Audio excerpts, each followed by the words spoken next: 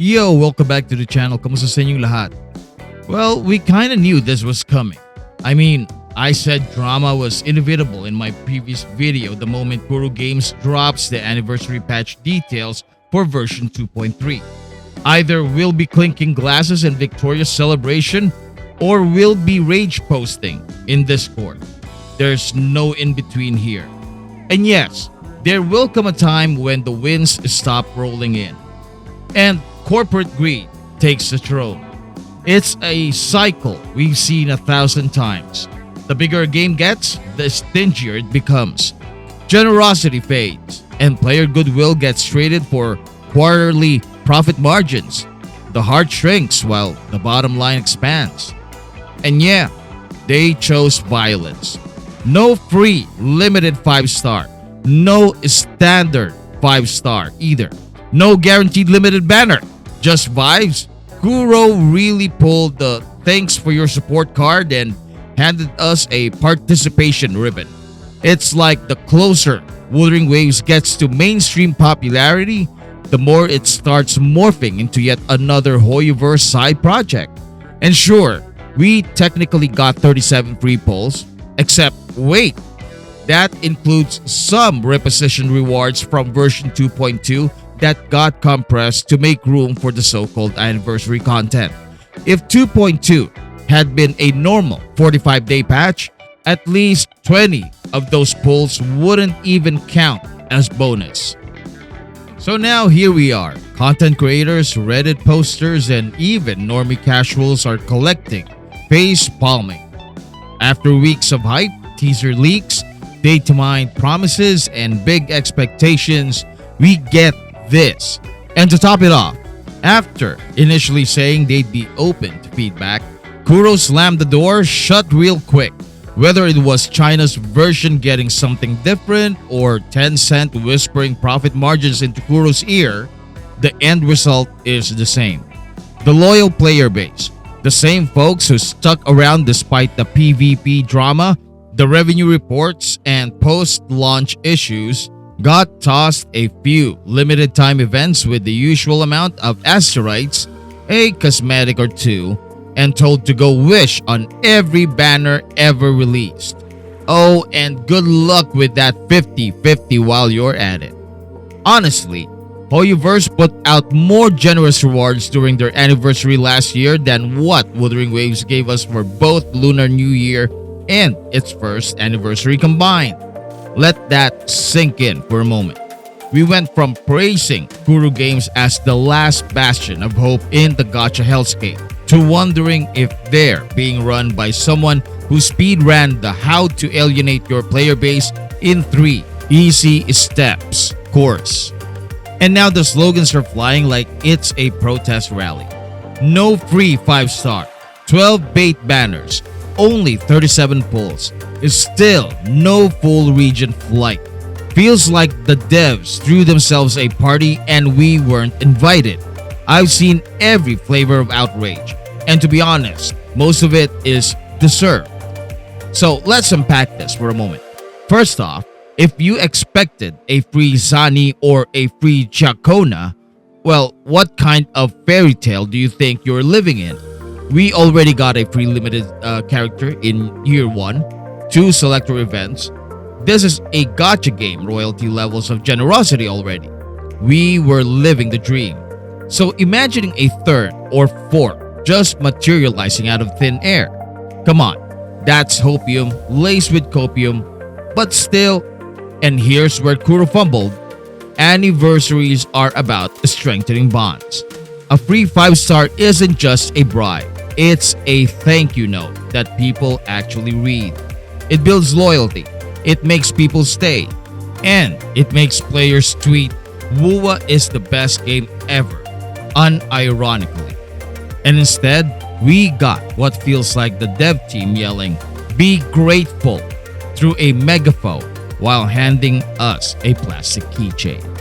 And then we got the banner chaos.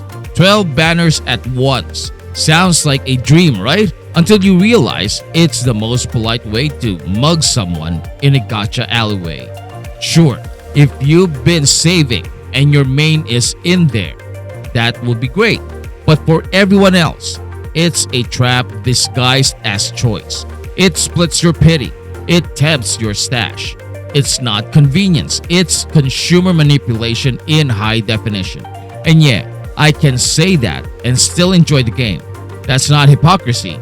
That's being aware of the casino you're playing in. So yeah, we got 37 free pulls.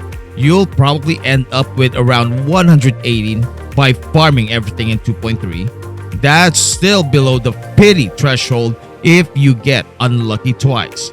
That's fair to be disappointed by. That's not an overreaction. Maybe we don't deserve a free Zani or Jacona, but my god, at least we deserve a guaranteed Resonator banner, right? No more 50-50s. That would at least limit the gambling risk while making it feel like we got a free limited unit of our choice. And then there's the outrage economy. These days, the default reaction is worst patch ever, game is dead, or no free Lunite 5-star. And yet, despite the rewards, this patch is actually looking good. The visuals are stunning, the new region is rich with lore, Elusive Realm got smart updates, there's substance here. Real mechanics, not filler.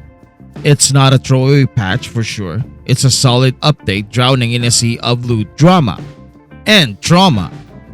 But let's zoom out for a second. In most gacha games, anniversaries aren't even scheduled around the literal anniversary date. They drop the fireworks during the big milestones, like version 2.0, 3.0, 4.0, so on and so forth. Clean updates where the devs go all out.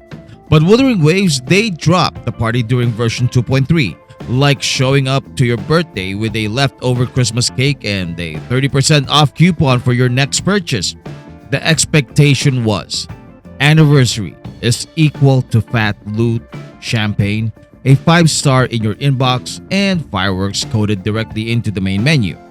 What we got is an anniversary is equal to normal patch with slightly more glitter and a digital thank you card written in Comic Sans. That's a mismatch. Players expected more, and frankly, they have every right to do so. And the devs, they dropped the ball. That doesn't make them evil overlords, it just makes them human and fallible. And in this case, a little tone deaf. So yeah, the rewards were bad, but the patch wasn't. That's the nuance getting drowned out in the noise. So why the outrage? Why the firestorm? Part of it's real, organic frustration, players who love the game and just wanted to feel appreciated. The other part, manufactured chaos. Some folks from the Genshin and Honkai camp couldn't help but stir the pot. We saw coordinated mass reporting, live stream flagging attempts, and social media brigading, the kind of insecurity that turns feedback into sabotage. That's not passion, that's just being petty. And here's the bottom line. The anniversary rewards, yeah, they're cheeks, they're ass, but the update itself is gonna be solid. New region, new lore, good events, great mechanical updates. It's fair for players to be disappointed, especially with 12 banners and 0 guaranteed pity. But comparisons to other games, they fall apart under scrutiny. Wuthering Waves is at strike 1. Genshin's on strike 8. Star Rail's strike 5 and counting. If wuwa starts racking up those misses, then we get louder. But for now, let's try to just stay sharp. We stay critical. We stay grounded. If Kuro doesn't pivot, then we push harder. Until then, the rate bomb threats are a little too much. Let's not repeat history just to get another glider that looks like a rejected Battle Pass cosmetic. But then again, because facts are facts, every wuwa patch so far has pushed the game forward. That's not common in this industry. That's a signal. But anniversaries aren't about game balance or new content. They're about connection. You only get one first anniversary. And I think Kuro flubbed it. That's on them. I want them to learn, and I hope they make it right. I hope next year they don't pull the same stunt. But until then, let's celebrate what's good, call out what's bad, We can be thankful, we can be hopeful, but we should always stay aware. Thank you so much for watching. Maraming salamat po. And I'll see you in my next video. Goodbye.